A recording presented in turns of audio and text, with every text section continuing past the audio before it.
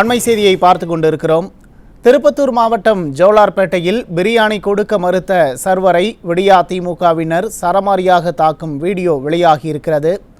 இது பற்றிய கூடுதல் விவரங்களை செய்தியாளர் பிரபு வழங்க கேட்கலாம். வணக்கம் பிரபு, எதற்காக சர்வர் தாக்கப்பட்டார்? விவரங்களை பதிவு செய்யலாம்.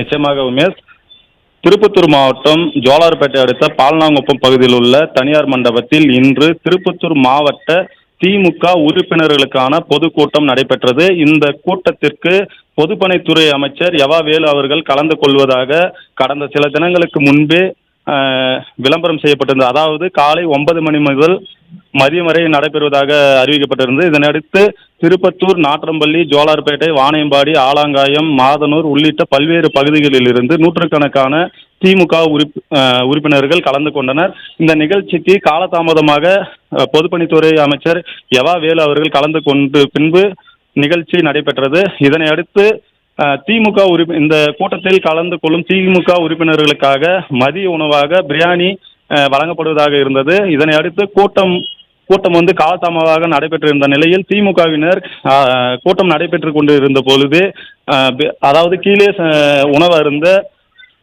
கும்பலாக சென்றுள்ளனர். அப்போது அதாவது கூட்டமே இன்னும் நடைபெறவில்லை, எங்களால் தற்போது பிரியாணி வழங்க முடியாது என சர்வேயர்கள் கூறியுள்ளனர். அப்போது திடீரென திமுகவினர் தங்களுக்கே பிரியாணி வழங்கப்பட மாட்டாய் என கூறி சர்வேரை பிடித்து அதாவது 20க்கும் மேற்பட்டோர் சராமரியாக அடித்துள்ளனர்.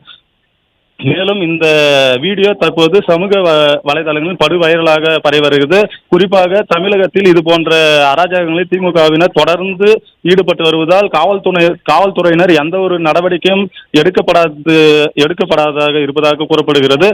அதாவது தற்போதாவது இந்த ஒரு சர்வேரை பிடித்து 20க்கும் மேற்பட்ட திமுகவினர் சராமரியாக அடித்தவர்கள் மீது கடும் நடவடிக்கை எடுக்கப்படுமா என சமூக ஆர்வலர்கள் கேள்வி எழுப்பி வருகின்றனர். உமேஷ்,